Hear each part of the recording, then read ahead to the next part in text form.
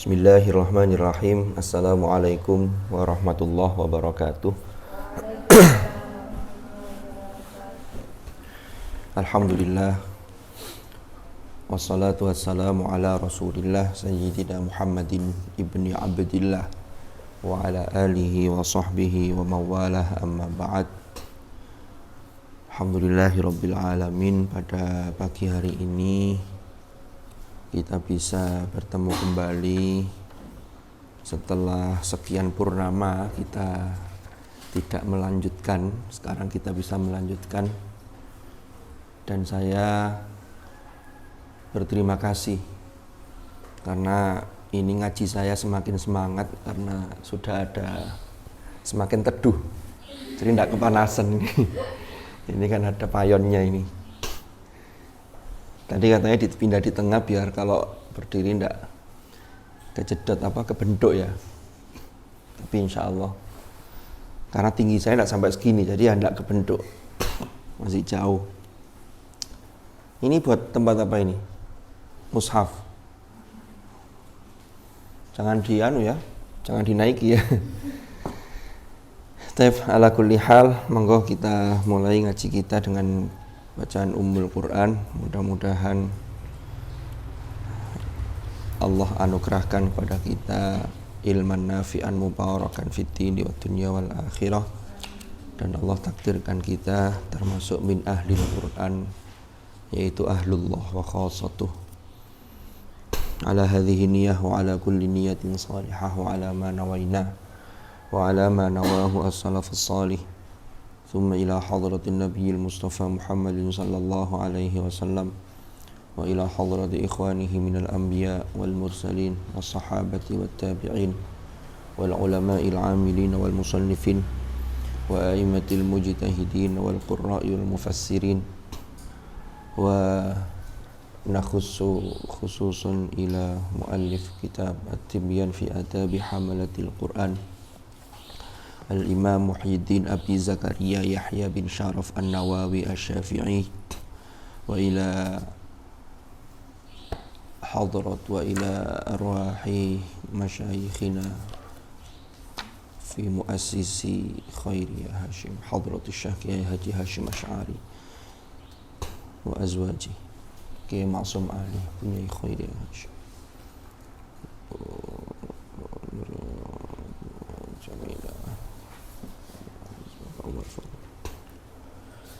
wa jami'i murabbina wa masyayikhina wa ila silsilati masyayikhina fi ta'limina wa ta'allumina wa nafa'ana bihim wa bi'ulumihim fid dharain amin. Al-Fatihah.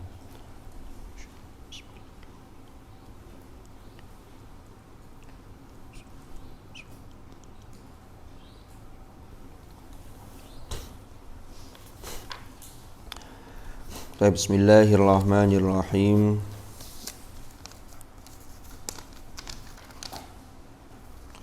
Kita masih melanjutkan pembahasan tentang fi sifatis sujud. Kalau tidak salah sekarang qalu wa yustahabbu itu ya. Apa atasnya atau bawahnya? Atau wa dzakarul ustadzu Ismailu ad-Dharir qalu wa yustahabbu an yaqula Allahumma aktub li biha indaka ajran. Itu ya? Betul. Thumma di atasnya dah. Apa mang? Oh, sudah situ ya. Oh, iya. Bismillahirrahmanirrahim. Qala al-muallif rahimahullahu ta'ala wa nafa'ana bihi wa bi ulumihi fid dharain amin. Thumma idza faragha minat tasbihi wad du'a'i rafa'a ra'sahu mukabbiran. Thumma idza faragha nuli nalikane wis mari. Faragha minat tasbih. Faragha itu maknanya selesai, kosong. Artinya sudah selesai. Minat tasbih, dari membaca tasbih, wad du'a'i dan doa. Jadi kalau ada orang sujud tilawah atau ya sujud ya. Lalu dia selesai membaca tasbih, membaca doa, rafa'a ra'sahu.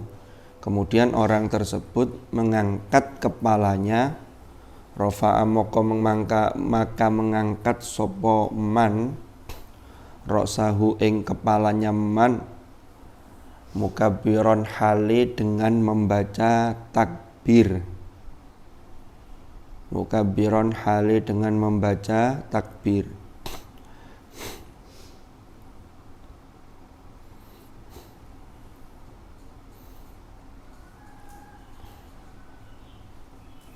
Kabbara yukabbiru itu maknanya membaca takbir. Tapi makna aslinya itu apa? Kabbara yukabbir itu membesarkan. Kalau dalam konteks sholat, dalam konteks agama biasanya kalau disebut mukabbiron orang yang membesarkan Allah, berarti dia mengucapkan takbir. Karena ketika orang mengatakan Allahu Akbar, itu kan maknanya Allah Maha besar. Artinya besar di sini agung. Jangan dibayangkan besar dalam konteks seperti makhluk, karena ya tidak sama. Jadi Allah itu kebesarannya itu dalam segala hal. Dan itu tidak sama dengan makhluk. Jadi mukabbir itu makna aslinya secara bahasa, mukabbir itu makna bahasanya aslinya apa? Membesarkan. Dalam bahasa Arab itu ada mufradat mukabbirus saut. Apa artinya mukabbirus saut itu? Apa? Pengeras suara. Jadi kalau pakai sound system, entah toa, entah speaker apa salon gini ini, itu namanya mukabbirus saut. Karena yang di ujung sana biasanya mestinya tidak dengar, tapi karena ada mukabbirus saut, maka di situ dia menjadi dengar. Jadi suara yang asalnya kecil menjadi besar.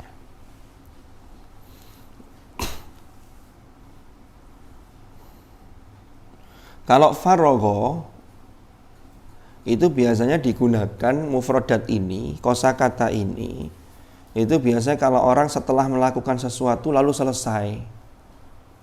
Makanya di ayat Al-Qur'an itu di surat Asy-Syarh atau Al-Insyirah, ada yang menyebut Asy-Syarh, ada Al-Insyirah. Alam Nasyrah itu ya. Fa idza faraghta, kan begitu. Apabila kamu telah menyelesaikan satu tahap dari pekerjaan ini, maka jangan berhenti, jangan merasa puas selama kita masih hidup di dunia. Harus fansop. Saya dulu sudah menjelaskan ya tentang surat Al-Insyirah ini ya. Yang inna ma'al usri yusran, inna ma'al usri yusran, sudah pernah saya jelaskan di sini ya. Apa? Mbak Bella? Yang setiap satu kesulitan ada dua kemudahan, sudah pernah ya? Iling-iling, iya pernah apa durung? Kayak durung, jadi sampean sing sebagian, gak apa-apa Pak, kalau gak apa-apa Ustaz, kalau mau cerita aja. Ya tak baleni didik tapi didik itu dadi akeh. Jadi dulu kan pernah kita bahas apa itu ya. Dalam bahasa Arab itu ada kaidah begini. Kalau ada dua, ini sudah pernah tapi insya Allah sudah pernah. Saya ulangi aja biar lebih ingat. Kalau ada dua kata yang terulang dalam satu konteks yang sama atau berdekatan, maka kalau kata-kata itu nakiroh, maka itu memiliki makna dua hal yang berbeda. Tapi kalau kata-kata itu ma'rifat, maka memiliki makna yang sama. Ayatnya, fa inna ma'al usri yusra. Di situ sama-sama terulang dua kali. Al-usr maknanya kesulitan, yusron maknanya kemudahan. Tapi bedanya, al-usr menggunakan nakiroh karena ada al ta'rifnya, ma'rifat. Al-usr, mohon maaf keliru tadi. Al-usr menggunakan ma'rifat karena ada alnya. Sementara yusron menggunakan nakiro.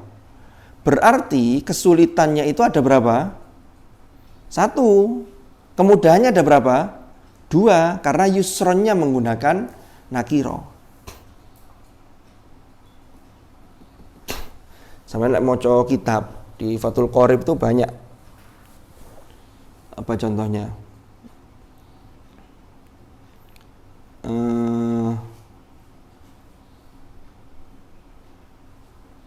Apa umpama rojulun birojulin. Kata-kata rojul kan sama. Tapi kan nakiro, maka rojul yang pertama dengan rojul yang kedua itu beda. Apalagi yang lain, banyak contohnya yang lain. Lah, bisa difahami nggak nih ya? Bisa ya? Jadi al-usr dengan yusron itu bedanya di sini. Rabbana atina fid dunya hasanah wa fil akhirati hasanah. Hasanah itu menggunakan ma'rifat apa nakirah? Hasanatan apa al-hasanata? Hasanatan. Rabbana atina fid dunya hasanatau. Kalau sama sambungan begitu. Wa fil akhirati hasanatau wa qina adzabannar. Jangan diprotes. Kenapa kok tidak jadikan satu aja? Hasanah apa dibalen-baleni? Rabbana atina fid dunya wa fil akhirati hasanatau wa qina adzabannar. Tidak bisa. Kenapa? Karena hasanah fid dunya dengan fil akhirah itu bentuknya berbeda. Itulah makna dari dua nakiroh kalau berdampingan maka berbeda antara yang pertama dengan yang kedua. Ya apa caranya atau gimana caranya untuk mendapatkan biar satu kesulitan itu mendapatkan dua kemudahan. Saya kemarin ketika ngaji Ramadanan di sebuah masjid, itu ketika memahami ayat ini, itu ternyata cara memahaminya itu dari endingnya dulu. Kan ayatnya fa inna ma'al, atau dari pertama ya, alam nashrah laka sadrak wa wada'na anka wizrak alladzi anqadha dhahrak wa rafa'na laka dzikrak. 4 ayat pertama kita bagi dulu. Ayat ini memang dhamirnya itu menunjuk kepada Rasulullah sallallahu alaihi wasallam. Alam nashrah laka sadraka. Bukankah kami telah melapangkan bagimu Muhammad dadamu? Lanjut ya sampai 4 ayat tadi. Nah, lalu yang pembagian berikutnya, fa inna ma'al usri yusran, inna ma'al usri yusra. Ini 2 ayat ini. Pembagian yang ketiga, fa idza faraghta fansab wa ila rabbika farghab. Berarti kita bagi 3 ini. Alam nashrah laka sadrak, ayat pertama sampai ayat keempat. Itu Allah menunjukkan anugerahnya kepada Rasulullah. Itu jadinya. Bukankah kami telah melapangkan dadamu Muhammad? Alam nashrah laka sadrak. Wa wada'na apa lanjutannya? Iya benar ya? Alam nashrah laka sadrak wa wada'na anka wizrak. Kami telah meletakkan darimu, mengambil dari beban-bebanmu. Wa wada'na laka wizrak alladzi anqadha dhahrak. Wizr itu bisa beban, bisa dosa, karena dosa itu pasti membebani seseorang.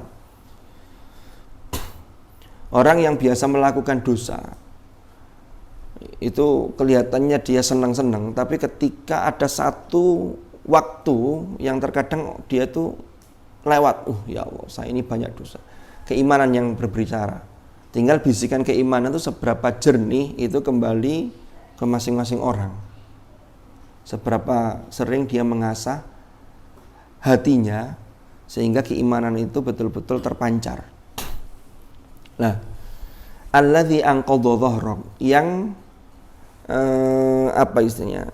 Beban itu berat, memberatkan punggungmu. Dhahrun itu kan punggung. Yaitu sebuah bahasa kiasan bahwa kita ini biasanya kalau mengangkat beban itu diangkat ke punggung. Atau sampai ngangkat di tangan itu kaitannya dengan punggung kan. Soalnya bawa barang banyak itu, yang sakit biasanya sini. Karena terlalu berat. Sehingga beban itu diibaratkan sesuatu yang memberatkan yang ada di punggung. Lalu yang keempat, wa rafa'na laka dzikrak. Dan kami angkat bagimu Muhammad itu sebutanmu, namamu namamu harum. Harum itu maksudnya bukan namanya harum ya. Seperti nyanyian Ibu kita Kartini itu harum namanya. Namanya asli siapa Ibu Kartini? Harum. Karena harum namanya. Jadi harum itu maksudnya namanya itu terhormat. Kalau kita ini ingin, memang itu khitabnya kepada Rasulullah, tapi kalau kita ingin nama kita terhormat di sisi Allah, kalau hormat Allah memberi penghargaan, maka di hadapan makhluk itu juga diangkat derajatnya. Caranya apa? Apakah hidup ini nyantai? Enggak. Fa inna ma'al usri yusra. Harus ada kesulitan yang dihadapi. Diulangi oleh Allah, inna ma'al usri yusra. Apakah Rasulullah itu sejak diangkat sebagai nabi itu tanpa cobaan, tanpa halangan? Enggak, banyak sekali halangannya. Bahkan kalau kita baca sejarah hidup Rasulullah itu ketika periode Makkah, ya kan? Itu dimusuhi habis-habisan sudah. Makanya strategi dakwanya dimulai dari strategi yang dakwah secara sembunyi-sembunyi. Baru ketika sudah agak kuat, apalagi ketika didukung oleh Umar ibn Khattab masuk Islam, baru mulai dakwah secara terang-terangan. Itu saja sudah enggak karu-karuan. Bahkan terakhir hingga sampai akan dibunuh. Lalu kemudian Rasulullah hijrah itu yang dalam beliau sudah dikepung oleh orang-orang kafir ketika itu. Yang ketika Rasulullah hijrah bersama Abu Bakar, ada sahabat-sahabat termasuk yang paling luar biasa itu Sayyidina Ali yang menempati tempat tidur Rasulullah. Nah itu tidak dibunuh itu. Ternyata pas dibuka selimutnya ternyata Ali. Tidak jadi dibunuh. Jadi cobaannya memang luar biasa. Nah, caranya apa? Agar kita ini menghadapi kesulitan itu Allah turunkan dua kemudahan. Di bagian yang terakhir ini ternyata intinya. Fa'idha faragta fansab wa ila rabbika farghab. Yang paling dominan itu ayat endingnya, ayat akhirnya ini. Wa ila rabbika farghab, ini harus didahulukan. Ini soal motivasi. Kita terapkan secara kontekstual sekarang, contoh langsung, konkret. Menghafal Al-Qur'an, walaupun Al-Quran itu sudah dijamin oleh Allah kemudahannya, artinya dibanding dengan kalam yang lain, walaqad yassarnal Qur'ana lidzikri fahal mim muddakir. Tapi setiap orang itu ketika proses menghafal, maka ujiannya beda-beda.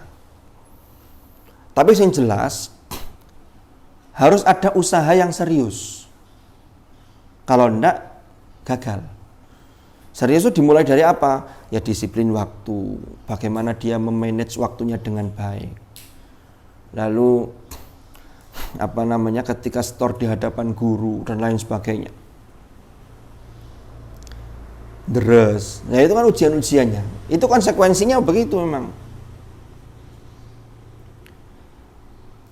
Itu butuh yang namanya perjuangan. Tapi yang paling dominan itu adalah motivasi kita. Makanya ayat terakhirnya tadi wa ila rabbika farghab. Kalau sampean punya motivasi yang kuat, ya Allah, saya ingin menjadi bagian dari penjaga kalammu ya Allah.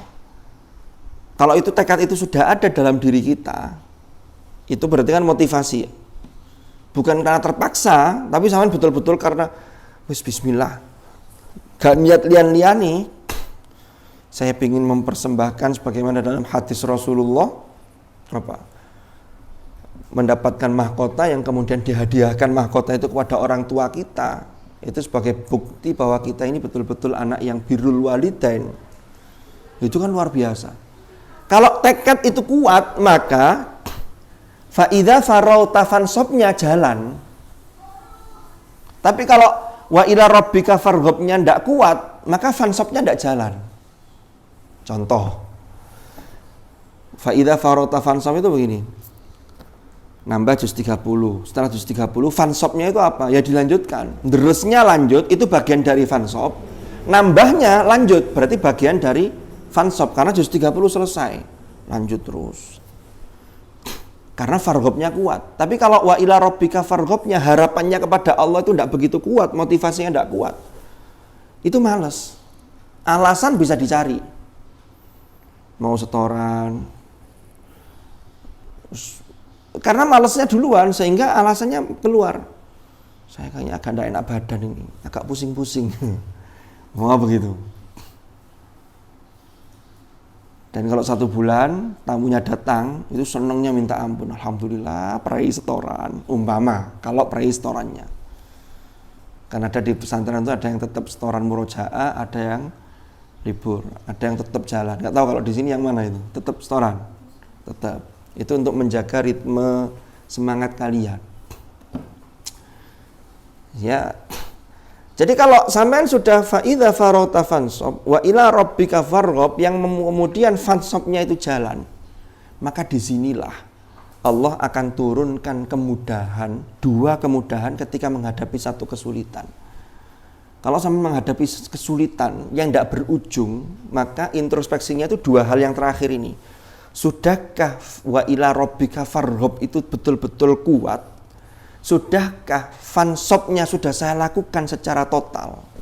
Kalau itu belum, maka jangan menyalahkan siapapun kalau kemudian yusronnya belum diberikan oleh Allah. Paham ya? Kalau itu sudah dilakukan, farghobnya sudah, fansobnya sudah, diberi kemudahan, maka jangan khawatir. Disitulah nanti Anda akan mendapatkan satu kepuasan. Alam nasroh laka sodrok wa wadokna angka wizrok. Orang itu masih bulat-bulat ya, ngoyo, fansobnya luar biasa. Ya Allah, berdoa pada Allah, lalu dibuka futuh oleh Allah. Futuh ilahiyah. Hatinya dibuka, mau dianugerahi kelancaran. Kalau sudah lancar itu nikmat. Kalau sudah nikmat, beban-beban itu sudah enteng. Itulah wa wada'na angka wizrok alladzi anqadha dhahrok. Kalau sudah itu, wa rafa'na laka dzikrok. Jangan khawatir. Diangkat derajatnya oleh Allah, harum nama sampean, hormat, diberi kehormatan oleh Allah di sisi Allah, sehingga di hadapan makhluk itu juga naik derajatnya. Tapi tujuannya farghab tadi, jangan tujuannya makhluk. Kalau tujuannya makhluk ya sebatas makhluk, selesai. Eman. Paham ya? Lo itu faragho. Jadi faragho.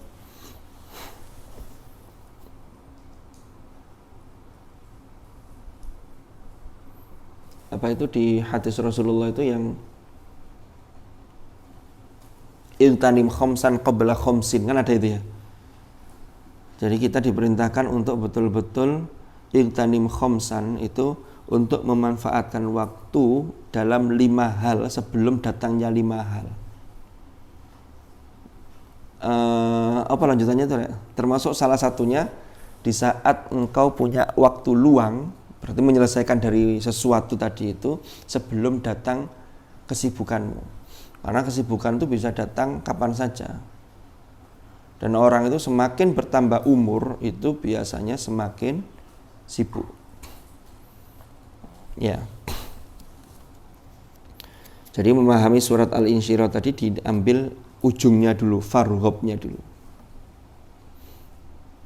Jadi memahami satu teks itu kadang-kadang ya harus cermat. Termasuk ada hadis yang sering disalahpahami itu. Mungkin kalian sering dengar hadis Rasulullah yang ini. Tungkahul mar'atu li arba'in.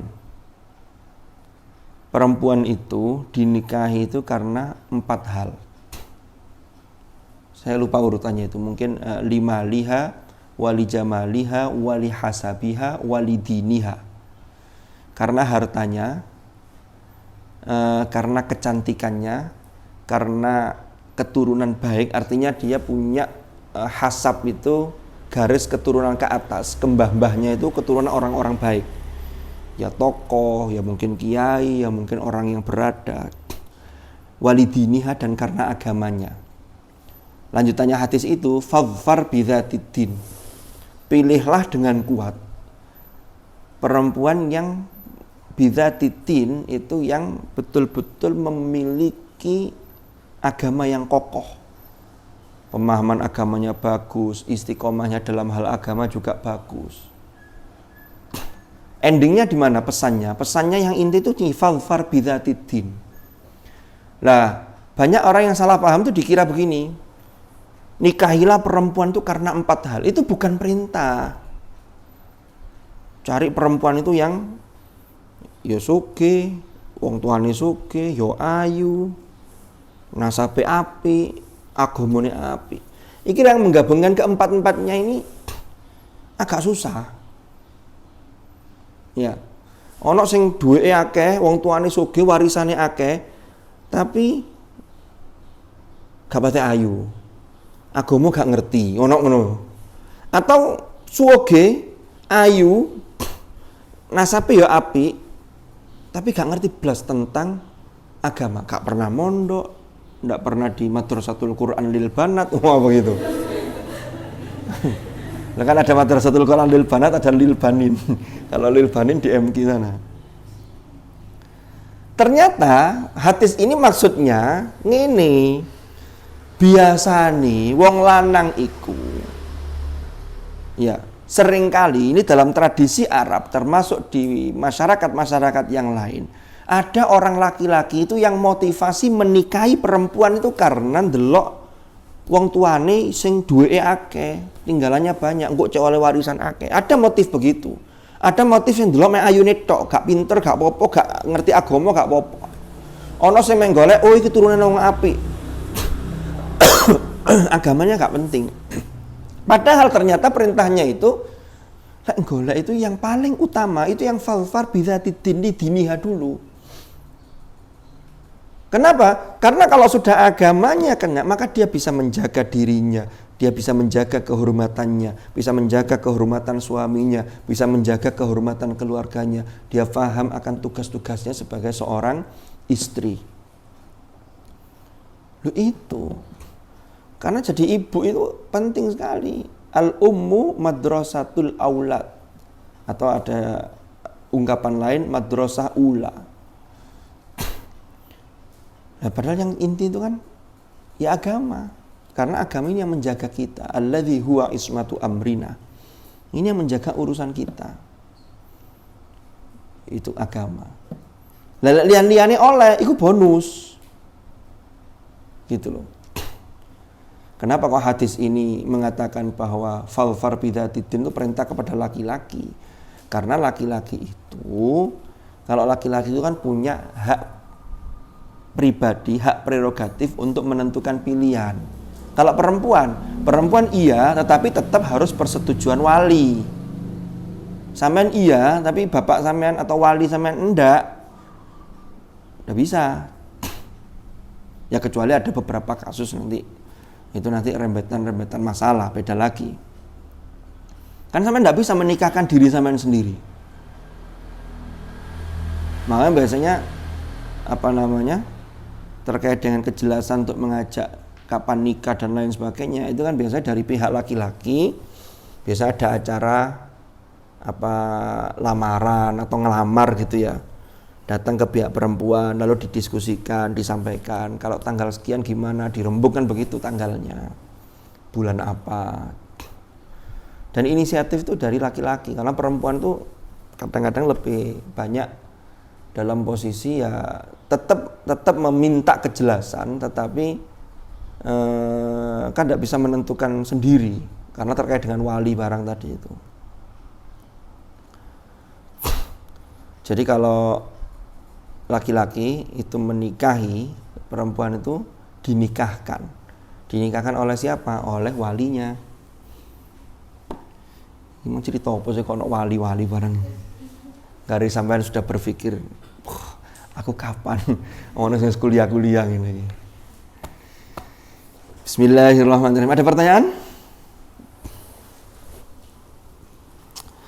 Thumma idza faragha minat tasbihi wad du'ai rafa ra'sahu mukabbiran. Jadi ketika sujud lalu sudah selesai membaca tasbih dan doa, mengangkat kepala itu sambil mengucapkan takbir. Wa hal yaftaqiru ila salam? Apakah butuh? Jadi apakah dia ketika mengangkat kepalanya sambil mengucapkan takbir itu kemudian orang yang bersujud itu yaftaqiru butuh ila salam terhadap ucapan salam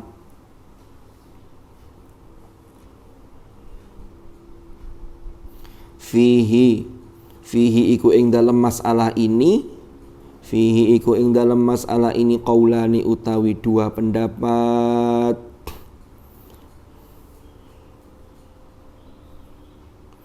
mansusoni yang ditulis atau yang dinas, dua pendapat yang dinas li Syafi'i menurut Imam Asy-Syafi'i atau bagi Imam Asy-Syafi'i masyhurani yang terkenal. Jadi ada dua pendapat yang masyhur bagi Imam Syafi'i.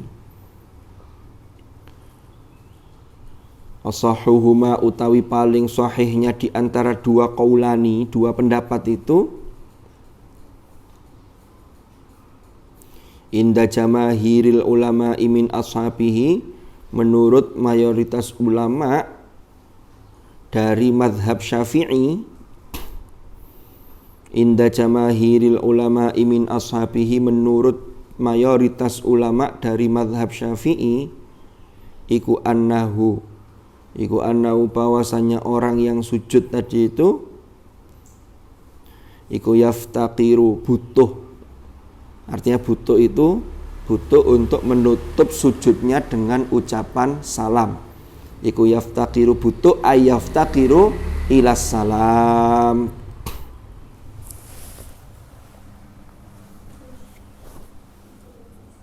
Nggih, monggo. Liftiqarihi karena butuhnya ia ilal ihrami terhadap takbiratul ihram.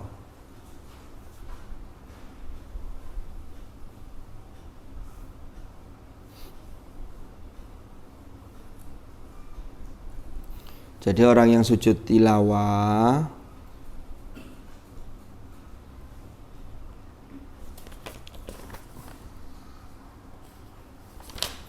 itu kan dimulai dengan takbiratul ihram, Allahu Akbar. Ini kan masih membicarakan sujud tilawah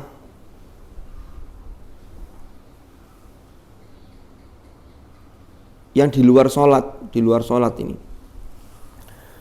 Jadi kalau sampean lagi baca ayat as-sajdah, tiba-tiba ya ketemu ayat as-sajdah lalu mau sujud tilawah, itu kan ada takbirnya Allahu Akbar lalu sujud. Setelah sujud tahiyat, lalu apakah ketika tahiyat itu pakai salam atau tidak? Maka ada dua pendapat. Ya. Pendapat yang pertama menurut jumhur ulama Syafi'iyah itu dia butuh salam, ditutup dengan assalamualaikum warahmatullah, assalamualaikum warahmatullah. Ini di luar sholat ya. Kenapa kok begitu? Karena dia dimulai dengan takbiratul ihram tadi itu. Kan takbiratul ihram itu sebagai pembuka, salam itu sebagai penutup. Maka sujud tilawah di luar ketika sholat, maka butuh takbiratul ihram dan butuh salam. Ini menurut pendapat yang paling sahih. Pendapat yang satunya tentunya tidak perlu salam. Walaupun tidak disebutkan di sini, tapi tentunya ya kebalikannya kan begitu. Jadi yang diikuti oleh jumhur ulama Syafi'iyah itu begitu. Wa yasiru dan menjadi apa sujud yang dilakukan oleh orang tersebut iku ka sholatil janazati, seperti sholat jenazah. Sholat jenazah itu artinya sepertinya ini dalam hal takbiratul ihram sama salamnya gitu maksudnya. Sholat jenazah itu pakai rukuk sujud enggak? Enggak usah. Tapi ada takbiratul ihram enggak? Ada. Ada salamnya enggak? Ada. Jadi seperti sholat jenazah. Wa yu'ayyidu hadza. Wa yu'ayyidu dan memperkuat atau menguatkan. Wa yu'ayyidu dan menguatkan hadza ing hal ini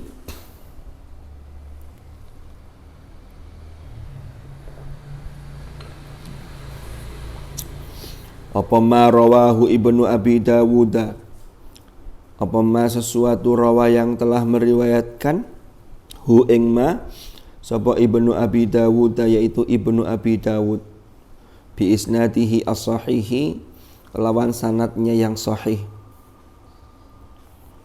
An Abdillah bin Mas'udin, dari Ibnu Abdullah ibni Mas'ud radhiyallahu an. Annahu, bahwasannya Abdullah bin Mas'ud iku kana ono sapa Abdullah bin Mas'ud idza qara'a, apabila membaca sapa Abdullah as-sajdata ing ayat as-sajdah, sajada maka dia bersujud, tsumma sallama kemudian mengucapkan salam. Oh, ini dikuatkan dulu sesuai dengan riwayat Ibnu Abi Dawud. Abdullah bin Mas'ud itu, ini sahabat ya, kalau membaca ayat sajdah dia sujud kemudian dia mengucapkan salam. Lah pendapat yang dua qaul tadi yang masyhur itu yang kedua ini. Wathani, utawi yang kedua, iku la yaftaqiru, tidak butuh. Jadi sujud tilawahnya tidak butuh kepada salam. Sebagaimana kasujud tilawati fi shalah, seperti sujud tilawah di dalam salat.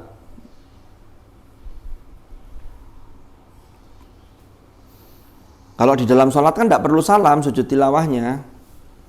Sudah ada yang pernah praktek sujud tilawah dalam sholat?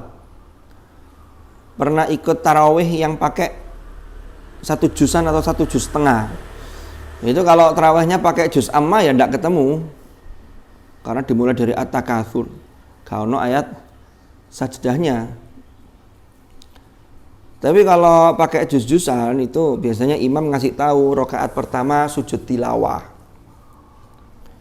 Maka kalau tata cara sujud tilawah dalam sholat itu ya ketika ketemu ayat sajdah, umpama kharru sujjadan wa bukiya, langsung imam instruksi takbir, Allahu Akbar, langsung sujud. Tapi setelah sujud tidak pakai salam, berdiri lagi, Allahu Akbar, ngadeg, baca lanjutannya.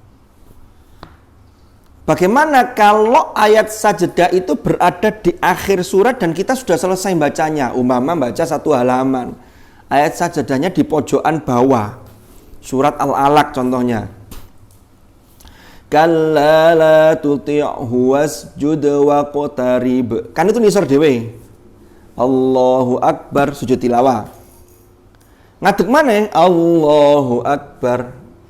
Boleh melanjutkan ke inna anzalnahu fi lailatul qadar, ambil seayat atau 1 surat baru sujud, baru rukuk dulu, atau setelah berdiri diam sejenak langsung biasa rukuk, ya lanjutan rakaatnya itu.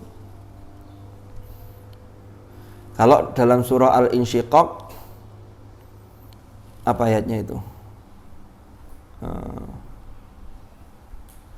Wa idza quri'a 'alaihimul qur'anu la yasjudun. Kan itu ya.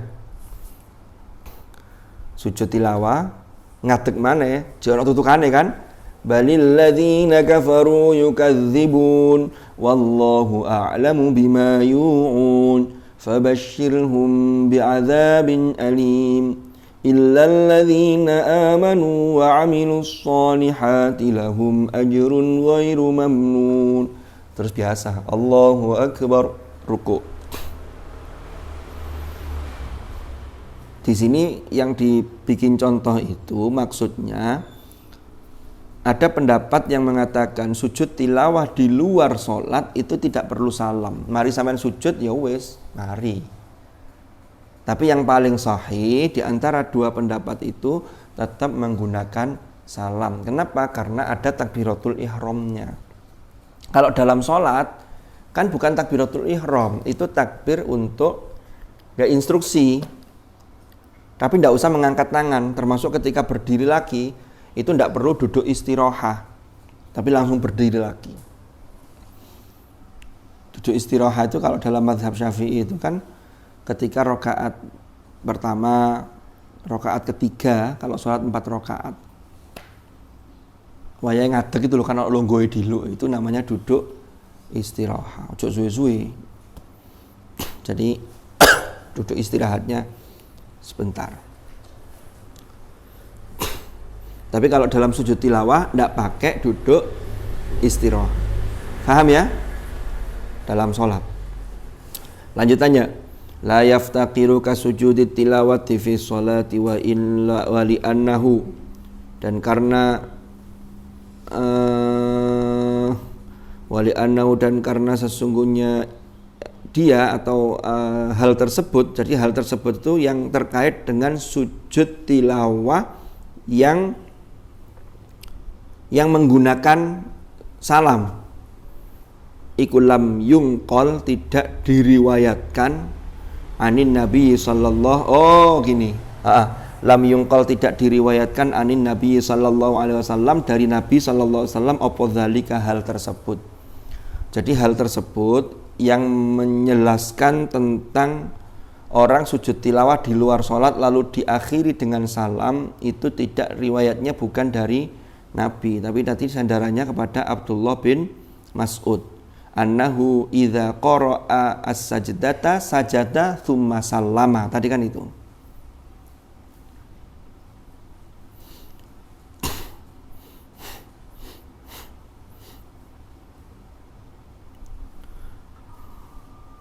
Fa'alal awwali maka iku berdasarkan pendapat yang pertama.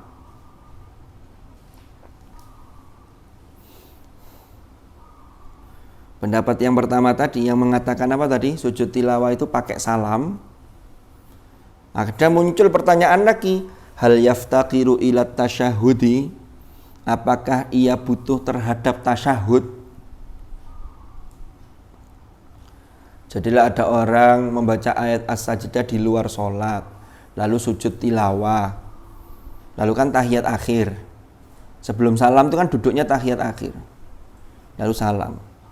Apakah langsung salam, apa membaca at-tahiyyatul mubarakatus shalawatut thayyibatu lillah. At-tasyahud itu kan bacaan terkait persaksian.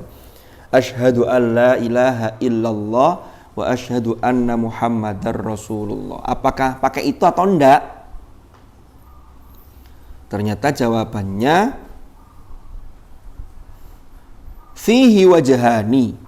Fihi iku ing dalam hal ini wajhani, utawi dua wajah, ada dua pilihan.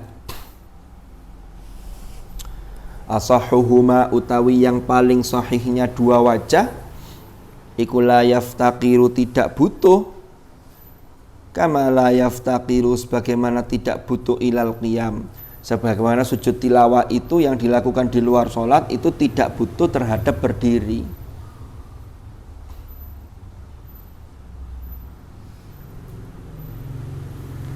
Sampeyan kan anak-anak ngaji kan duduk, sujud tilawah langsung Allahu Akbar, kan tidak butuh pada qiyam, tidak usah berdiri dulu, langsung boleh, kan begitu. Maka ketika tahiyat, ketika selesai sujud tilawah, duduk model tahiyat akhir itu langsung salam, tidak usah baca tasyahud. Paham ya? Jadi langsung seret, Assalamualaikum warahmatullahi, Assalamualaikum warahmatullahi.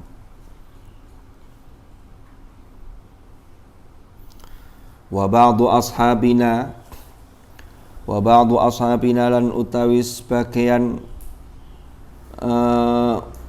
ulama mazhab Syafi'iyah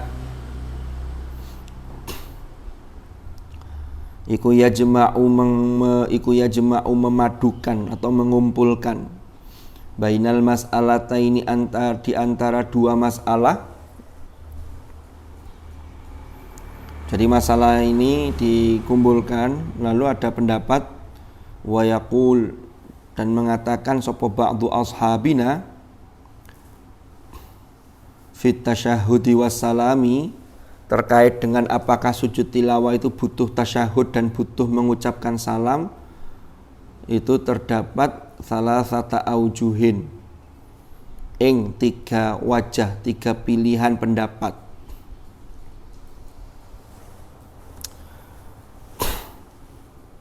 Asahhuha utawi yang paling sahihnya salasah aujuh, yang paling sahih di antara tiga pilihan pendapat itu iku annahu bahwasannya terkait dengan sujud tilawah ini la budda minas salami dunat tasyahudi, harus ditutup dengan salam tapi tidak pakai tasyahud. La budda itu ora kena ora, maksudnya wajib, harus tetap pakai salam tapi tidak usah mengucapkan at-tahiyatul mubarakatuh sholawatut thayyibatu lillah, itu tidak usah. Jadi setelah sujud tilawah duduk tahiyat akhir itu langsung salam, assalamualaikum warahmatullah. Ini pendapat yang paling kuat di antara beberapa pilihan.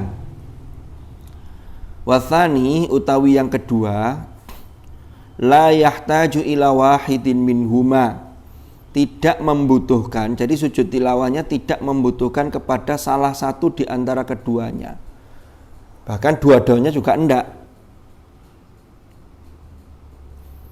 pakai tasyahud, enggak pakai salam ya. Ada yang salam saja tapi enggak pakai tasyahud, karena tadi ada pendapat begitu juga. Ini di luar sholat ya. Wathalithu tawi yang ketiga iku la budda minhuma, ora kena ora saking keduanya. Artinya apa? Salam dan juga tasyahud.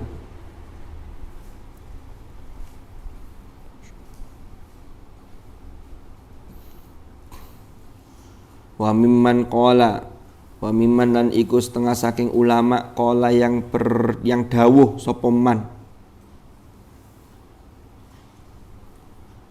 Qala yang dawuh sapa man minas salafi, dari ulama generasi salaf. Yang qala adalah pendapatnya mengatakan yusallimu, bahwa sujud tilawah itu menggunakan salam. Jadi harus pakai salam sujud tilawah itu, tapi tanpa harus tasyahud. Jadi salamnya yang ditekankan ini. Muhammad ibnu Sirin utawi Muhammad ibnu Sirin, yaitu Imam Muhammad bin Sirin. Wa Abu Abdurrahman As-Sulami, dan Imam Abu Abdurrahman As-Sulami. Wa Abul Ahwasi, dan Imam Abul Ahwas. Wa Abu Qilabah, dan Imam Abu Qilabah. Wa Ishaq bin Rahawai, dan Imam Ishaq bin Rahawai. Ini diantara pendukung atau ulama-ulama yang fatwanya mengatakan bahwa sujud tilawah di luar sholat itu diakhiri dengan salam. Faham ya? Itu ulamanya, tokohnya itu. Wa mimman qala la yusallimu, di antara ulama yang berpendapat bahwa tidak perlu mengucapkan salam. Wa mimman lan iku setengah saking ulama qala kang dawuh sapa man la yusallimu, tidak perlu salam. Al Hasanul Basri, utawi Imam Al Hasan Al Basri. Wa Sa'idun ibnu Jubairin, dan Imam Sa'id bin Jubair. Wa Ibrahimu An-Nakhai, dan Imam Ibrahim An-Nakhai. Wa Yahya ibn Wathab, dan Imam Yahya bin Wathab. Wa Ahmadu, dan Imam Ahmad.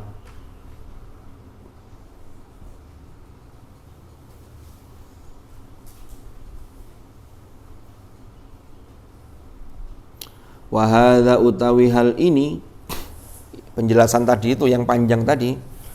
Wa hadza, utawi hal ini, kulluhu yo sekabehane hadza, semuanya ini, semuanya fil halil awal, iku fil halil awal, dalam kondisi yang pertama. Apa maksudnya kondisi pertama? Wa huwa, utawi al hal al awal, iku as-sujudu, yaitu sujud kharijas sholati, ing dalem luar sholat, yaitu sujud tilawah di luar sholat.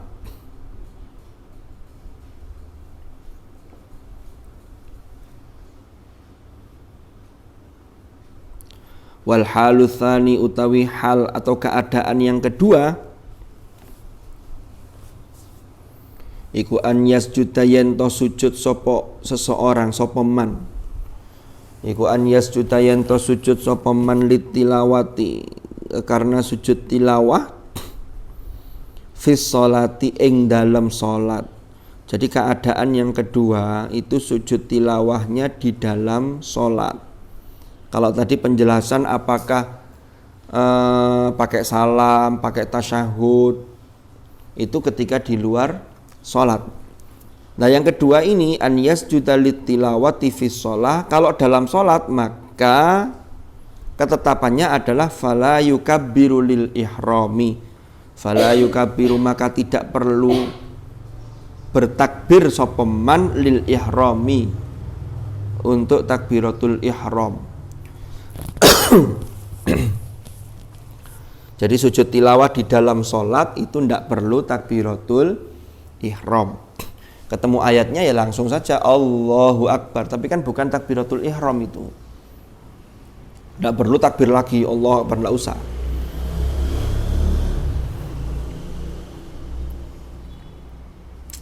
Wa yustahabbu dan disukai, dicintai, disunnahkan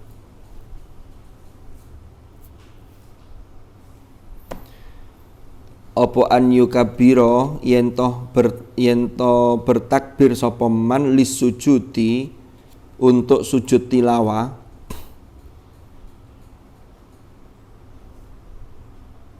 wala yarfa'u yadaihi dan dia tidak mengangkat kedua tangannya. Jadi kalau dalam sholat karena bukan takbiratul ihram maka setelah ketemu ayat sajdah, contohnya tadi ya, wa idza quri'a 'alaihimul qur'anu la yasjudun, langsung Allahu Akbar, tidak usah ngangkat tangan. Wala yarfa'u yadaihi wa yukabbiru dan dia mengucapkan takbir orang tersebut lirraf'i untuk mengangkat kepala minas sujudi dari sujud. Tetap aba-abanya menggunakan takbir tapi tidak perlu mengangkat tangannya.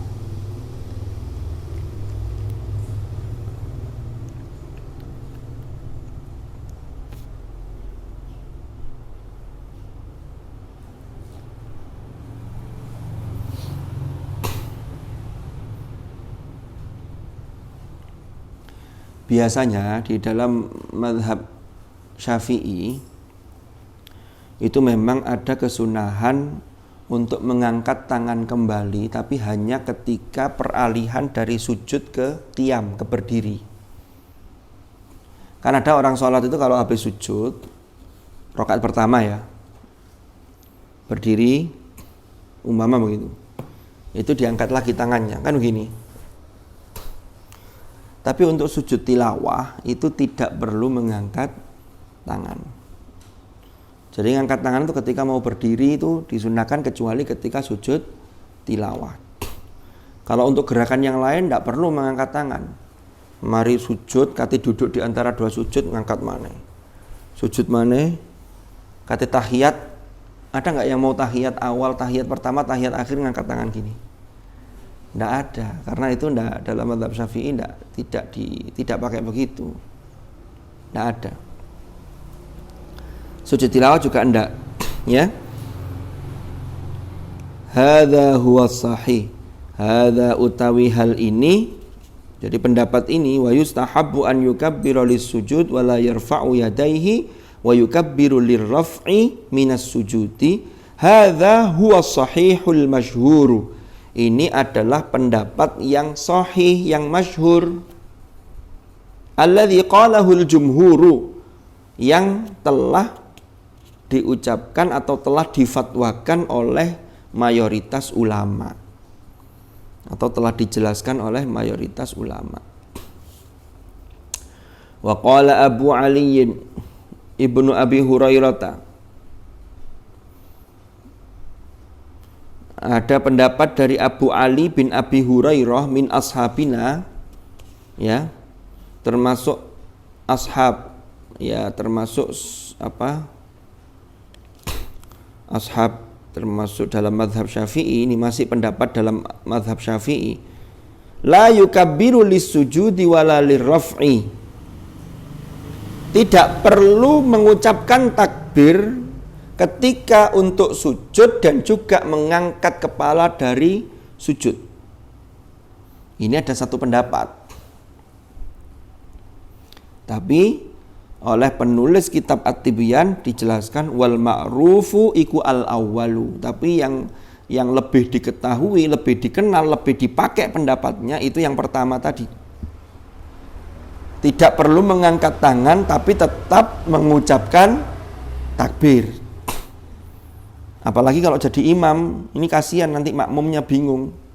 Wis ngadeg tak dorong kan tidak ada instruksinya, tidak ada aba-abanya. Ini hanya pendapat, tapi pendapat ini tidak lazim.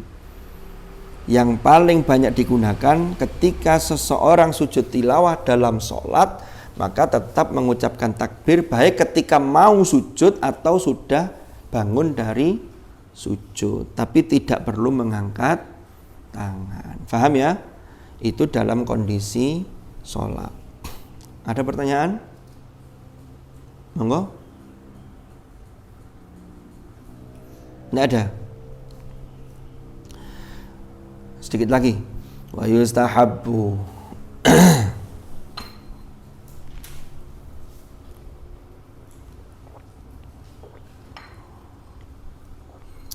Oh, sekarang wa ammal adabu ya. Wa ammal adabu utawi al adab, adab tata krama. Ya, tata krama itu mencakup di dalamnya ada tata cara. Tapi tata cara yang diatur dengan baik itu menjadi tata krama.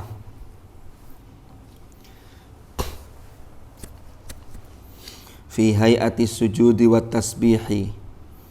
Dalam hal tingkah sujud dan tasbih, artinya sujud tilawah dan membaca tasbih ini dalam sujud tilawah. Fa'ala ma taqaddama fi sujudi kharija sholati illa annahu idza kana sajidu imaman fayambaghi an la yutawwilat tasbiha. Wat tasbihu, jadi fi hayati sujudi wat tasbihi fa'ala ma taqaddama fi sujudi kharija sholati. Maka berdasar kepada hal yang telah terdahulu, sudah dikemukakan terdahulu. Jadi dulu sudah pernah dijelaskan bagaimana adab hayatis sujud wa tasbih, maka sudah pernah dijelaskan oleh penulis kitab ini, ya sudah seperti yang lalu dalam hal sujud, walaupun sujud itu di luar sholat. Itu ada etikanya. Nah ini di halaman sebelumnya ini. Tsumma idza sajada fayambaghi an yura'iya adabas sujudi fil hay'ati wat tasbih. Ammal hay'atu fa an yad'a yadayhi hadwa mankibaihi 'alal ardi. Jadi posisi sujudnya seperti apa itu sudah pernah dijelaskan dulu. Itu di paragraf yang atasnya wa ammat tasbih, untuk di halaman sebelumnya sudah ada. Lanjutannya, penulis kitab ini ingin menambahkan illa annahu idza kana sajidu imaman, kecuali jika sesungguhnya orang yang sujud tersebut itu bertindak sebagai imam, ya, illa annahu, kejaba sak temeni hal tersebut idza kana sapa as-sajidu nalikane ana sapa as-sajidu orang yang sujud iku imaman, sebagai imam. Fayambaghi, salah satu etika sujudnya adalah fayambaghi, maka seyogyanya sapa as-sajid imaman iku an la yutawwila, agar tidak memanjangkan sopo imam, ya, imam yang sajid, yang imam tadi, at-tasbiha ing tasbihnya, Dadi nek dadi imam ojo suwe-suwe ngono lho. Yes, cukupnya saja. Boleh lama, illa an ya'lama min halil ma'mumin. Ya kecuali imamnya tahu. Illa an ya'lama kejaba yen toh ngerti sapa imam min halil ma'mumin terhadap kondisi makmum.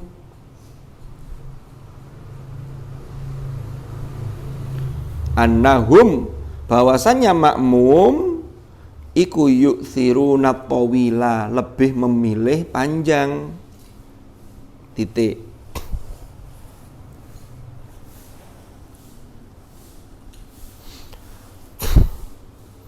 Umpama ada qiyamul lail di Makkah, di Masjidil Haram.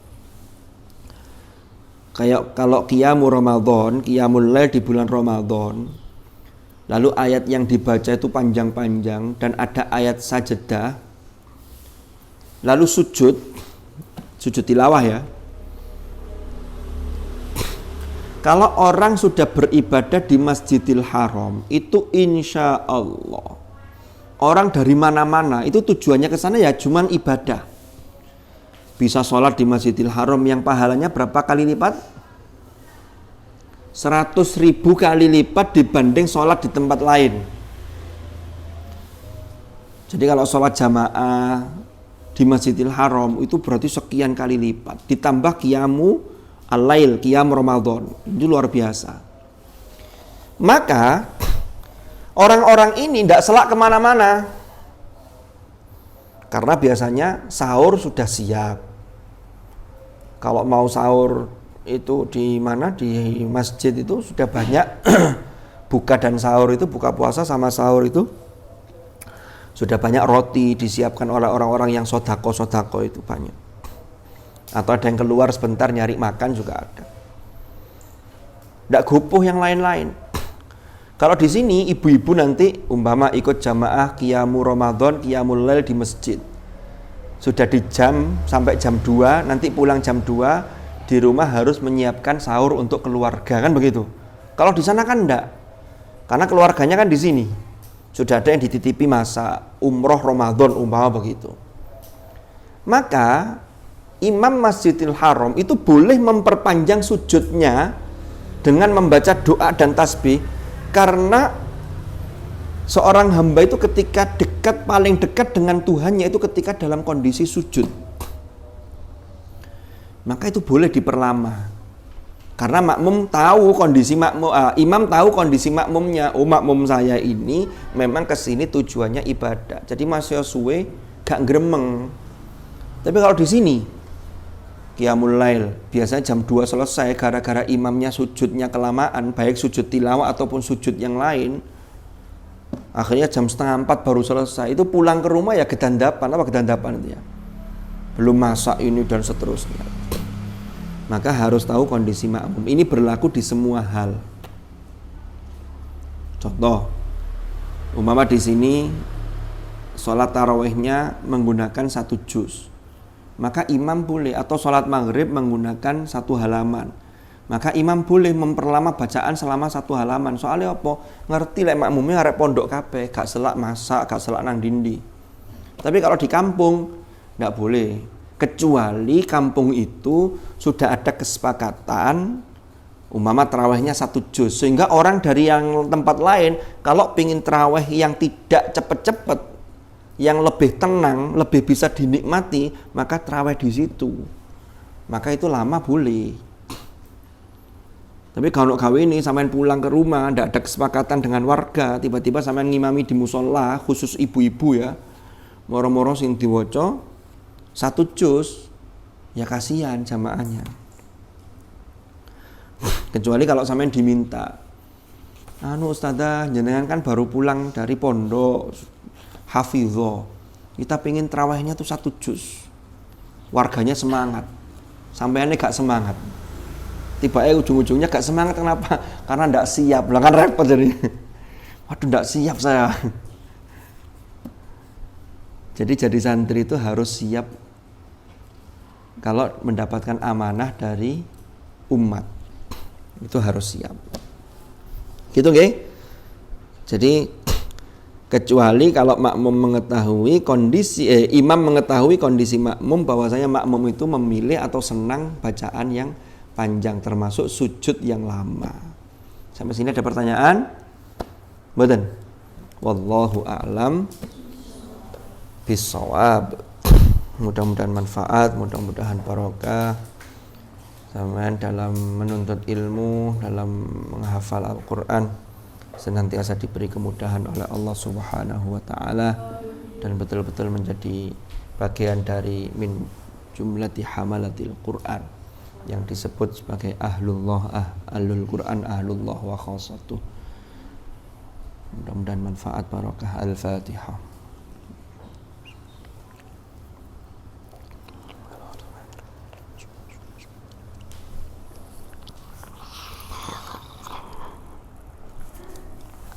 Bismillahirrahmanirrahim. Alhamdulillahi rabbil alamin.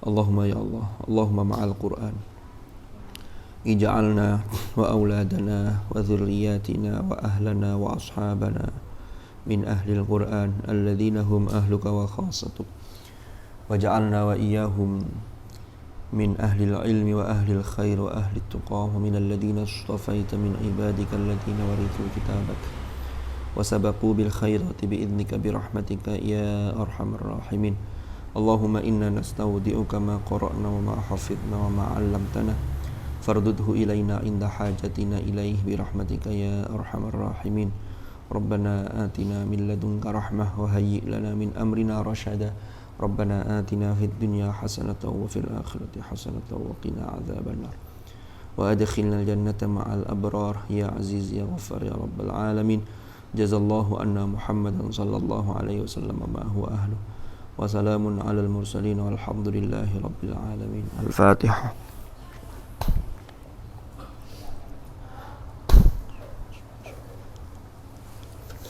Allahumma arhamna bil Qur'an waj'alhu lana imaman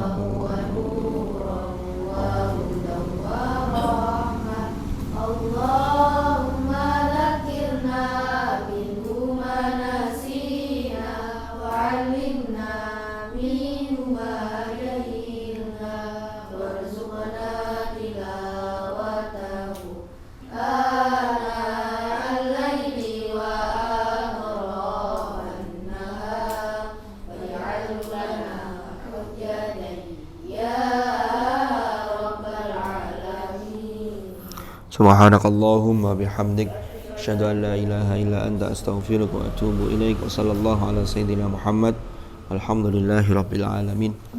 Hadanallahu wa iyyakum ajma'in. Al-'afwa minkum. Assalamualaikum warahmatullahi wabarakatuh.